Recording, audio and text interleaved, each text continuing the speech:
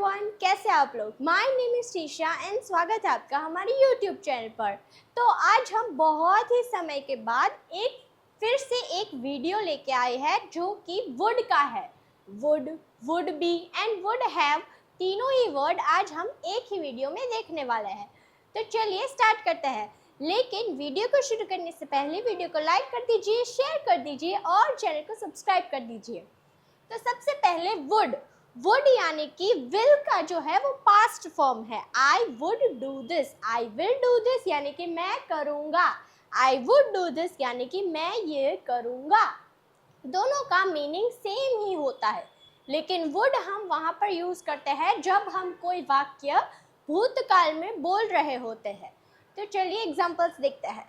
सबसे पहले positive sentence structure देखते हैं। तो पॉजिटिव सेंटेंस स्ट्रक्चर ऐसी होगी, subject would, V1 and then object. Subject के बाजू में वुड, जैसे कि हमने कुड और शुड में देखा, वहां पर सब्जेक्ट के बाद कुड और शुड आता था, लेकिन यहाँ पर सब्जेक्ट के बाद would, V1 and then object. तो चलिए सेंटेंसेस देखते हैं। मैं तुम्हारी मदद करूंगा, आई वुड हेल्प यू। वह स्कूल जाएगा, he would go to school. Way party में नाचेंगे, they would dance at the party. हम तुम्हारे लिए खाना बनाएंगे, we would cook food for you. वह किताब पढ़ेगी, she would read a book. बच्चा खेल खेलेगा, the child would play a game. वह सच बोलेगा, he would tell the truth. मैं तुम्हें फोन करूंगा, I would call you. Way film देखेंगे, they would watch a movie. तो अब आते हैं नेगेटिव में। तो नेगेटिव सेंटेंस स्ट्रक्चर वुड की ऐसी होगी कि सबसे पहले subject would not, V1 and then object. Would not, जैसे कि हमने पॉजिटिव सेंटेंस स्ट्रक्चर में देखा कि subject would, V1 and then object, लेकिन नेगेटिव में वुड के बाजू में नॉट आ जाएगा, सिर्फ इतना ही चेंज होगा, बाकी सब सेम है। तो चलिए नेगेटिव के सेंटेंसेस देखते हैं। मैं तुम्हें धोखा नहीं दूंगा, I would not cheat you. वह स्कूल नहीं जाएगा, he would not go to school. वे मदद नहीं करेंगे, they would not help. हम देर से नहीं पहुंचेंगे, we would not arrive late. और आप यहाँ पर अराइव के बजाय रीच का भी यूज कर सकते हैं। We would not reach late, reach यानी कि पहुंचना और अराइव यानी कि आना। अराइव का मीनिंग भी पहुंचना ही होता है। वह किताब नहीं पढ़ेगी, she would not read a book. मैं खाना नहीं खाऊंगा, आई वुड नॉट ईट फूड। वह खेल नहीं खेलेगा, he would not play the game. वे यहाँ नहीं आएंगे, they would not come here.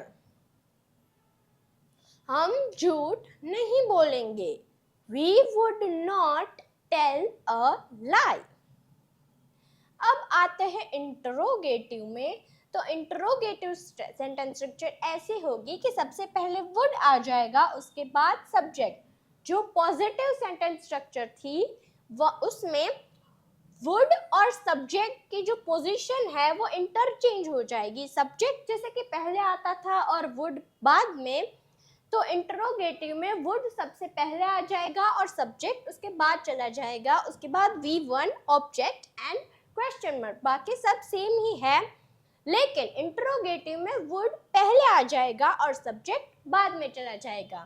तो चलिए सेंटेंसेस देखते हैं ताकि आपको और अच्छे से समझ आ जाए। क्या तुम मेरी मदद करोगे, वुड यू हेल्प मी। क्या वह स्कूल जाएगा, would he go to school. क्या वे पार्टी में आएंगे? Would they come to the party? Interrogative sentence में वुड जो है वो सबसे पहले आ जाएगा, बाकी सेंटेंस जैसा था वैसा ही रहेगा। क्या हम खेल खेलेंगे? Would we play a game? क्या वह किताब पढ़ेगी? Would she read a book? क्या मैं तुम्हें फोन करूंगा? Would I call you? क्या बच्चा रोएगा? Would the child cry? क्या रीना गाना गाएगी?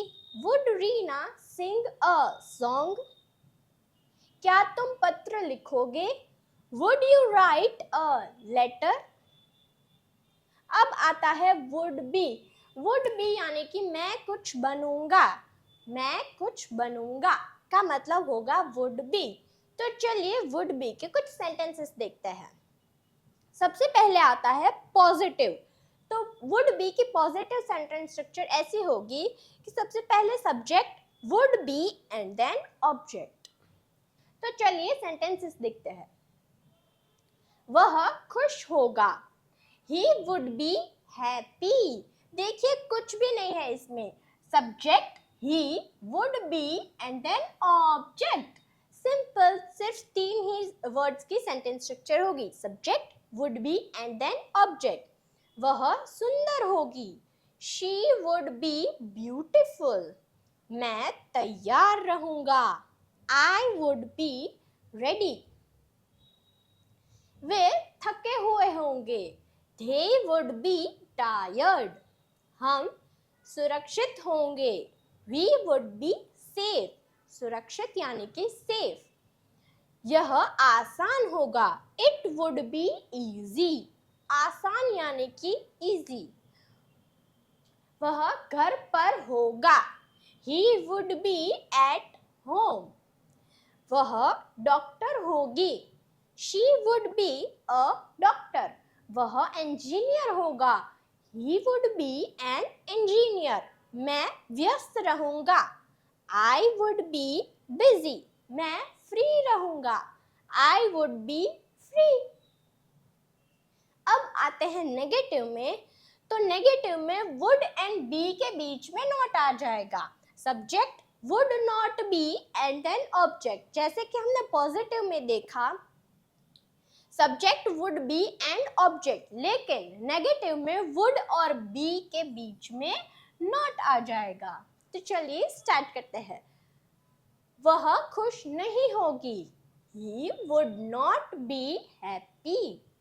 वह सुंदर नहीं होगी, she would not be beautiful.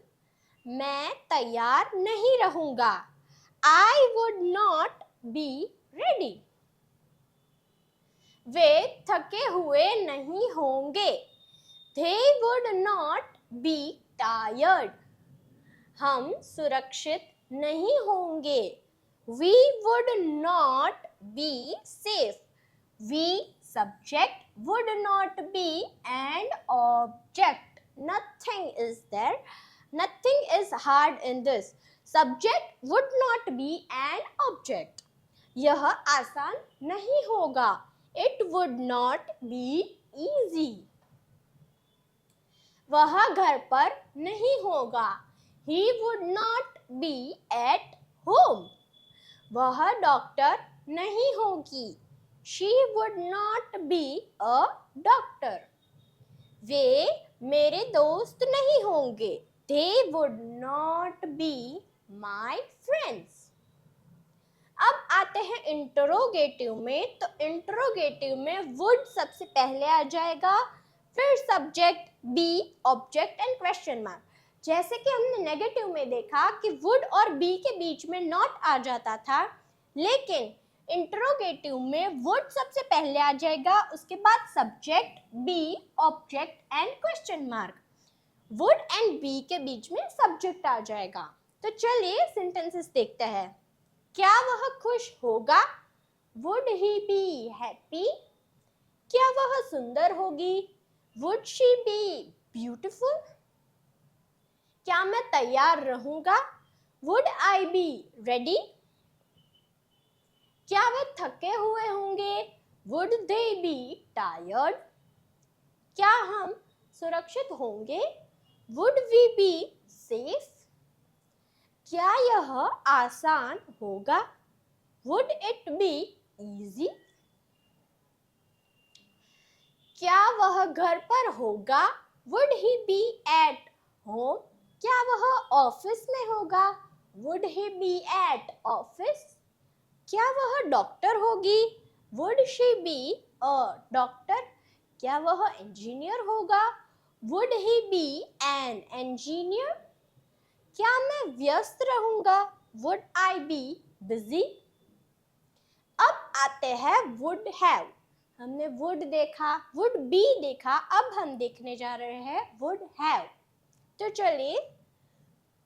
चलिए would have की पॉजिटिव सेंटेंस स्ट्रक्चर देखते हैं। Positive sentence structure would have की ऐसी होगी, सब्जेक्ट would have प्लस यहाँ पर V1 नहीं V3 आएगा।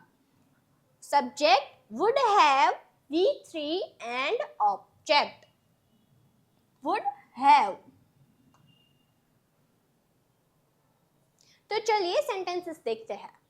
मैं तुम्हारी मदद कर चुका होता, जैसे कि would have का मतलब मैंने ये काम कर दिया होता, मैं ये काम कर चुका होता, मैं तुम्हारी मदद कर चुका होता। तो ऐसे सेंटेंसेस में हम would have का यूज करेंगे और would have के साथ हमेशा ही V3 आएगा, V1 नहीं और V2 नहीं। would have के साथ हमेशा V3 ही आएगा।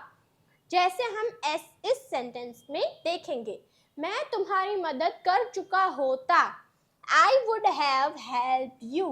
V3 help का V3 helped। वह परीक्षा पास कर चुका होता, he would have passed the exam। पास का V3 passed। वे फिल्म देख चुके होते, they would have watched the movie। हम समय पर पहुंच गए होते, we would have reached on time। वह किताब पढ़ चुकी होती, she would have read। ये स्पेलिंग रीड का है लेकिन V3 और V2 में इसका प्रोनाउंसिएशन रेड होगा। बच्चा सो चुका होता, the child would have slept। sleep का V3 slept होगा। मैं सच्चाई बता चुका होता, I would have told the truth। tell का V3 told। वे खेल जीत चुके होते, they would have won the game। win का V3 won। वह अपना काम पूरा कर चुका होता, he would have finished his work। और आप यहाँ पर completed का भी यूज कर सकते हैं, he would have completed his work, और done का भी यूज कर सकते हैं, he would have done his work। तीनों वर्ड्स का मीनिंग सेम ही होगा। अब आते हैं would have की नेगेटिव सेंटेंस स्ट्रक्चर में। तो नेगेटिव में सब्जेक्ट, सबसे पहले सब्जेक्ट, जैसे कि हमने would be में देखा कि would और be के बीच में not आता था, वैसे ही यहाँ पर would have में would और have के बीच में not आएगा। यहाँ V1 था लेकिन V1 के बजाय यहाँ पर V3 हो जाएगा, लेकिन किसमें? would have में। Subject would not have V3 and object. मैं तुम्हारी मदद नहीं कर पाया होता, I would not have helped you। वह परीक्षा पास नहीं कर पाया होता, he would not have passed the exam। Way film नहीं देख पाए होते, they would not have watched the movie। Positive के जैसे ही है नेगेटिव, लेकिन would और have के बीच में सिर्फ not आ जाता है, सिर्फ इतना ही फर्क है। हम समय पर नहीं पहुंच पाए होते, we would not have reached on time। वह किताब नहीं पढ़ पाई होती। She would not have read the book. देखिए ध्यान रखिएगा, read V1, read V2, read V3। Spelling तीनों का ही सेम होगा, लेकिन प्रोनाउंसिएशन V2 और V3 में चेंज हो जाएगा। रीड का रेड हो जाएगा। बच्चा नहीं सो पाया होता। The child would not have slept. मैं सच्चाई नहीं बता पाया होता। I would not have told the truth. वे खेल नहीं जीत पाए होते। They would not have won the game. मैं खाना नहीं खा पाया होता। I would not have eaten the food. Eat का V3 eaten। तो चलिए would have की इंटरोगेटिव सेंटेंसेस देखते हैं। तो इंटरोगेटिव सेंटेंस स्ट्रक्चर ऐसा होगा कि सबसे पहले would, जैसे कि would be में हमने देखा, would सबसे पहले आ जाएगा, सब्जेक्ट be के बजाय have, V3 object and question mark.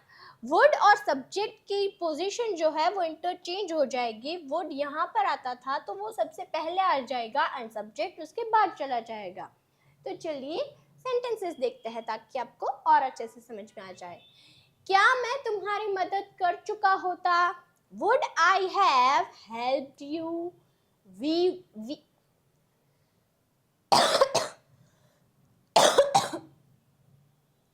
क्या मैं तुम्हारी मदद कर चुका होता? Would I have helped you? Would have जिस भी सेंटेंस में आता है वहां पर would have के साथ हमेशा V3 ही आएगा। क्या वह परीक्षा पास कर चुका होता? Would he have passed the exam? क्या हम समय पर पहुंच गए होते? Would we have reached on time? क्या वह किताब पढ़ चुकी होती? Would she have read the book? क्या बच्चा सो चुका होता? Would the child have slept? क्या मैं सच्चाई बता चुका होता? Would I have told the truth? क्या वे खेल जीत चुके होते? Would they have won the game? क्या रीना गाना गा चुकी होती? Would Reena have sung the song? क्या मैं तुम्हें पहचान चुके होते? Would they have recognized you? Recognize यानी कि पहचानना, recognize, और recognize का V3 होगा recognized। Thank you so much video को देखने के लिए। तो ये है हमारा इंस्टाग्राम पेज, यहाँ पर ऐसी कई सारी रील्स होती है जिनसे आपको इंग्लिश सीखने को मिलता है, तो प्लीज़ आप इसे फॉलो कर दीजिए। और ये है हमारी व्हाट्सएप चैनल, लिंक आपको डिस्क्रिप्शन में दिया गया है, वहाँ से ज्वाइन कर सकते हैं। व्हाट्सएप चैनल में links, daily use sentences, daily life sentences, practices, reels, link सब कुछ आता है, तो प्लीज़ आप इसे भी फॉलो कर दीजिए। मिलते हैं कल ऐसे ही वीडियो के साथ, तब तक के लिए बाय बाय।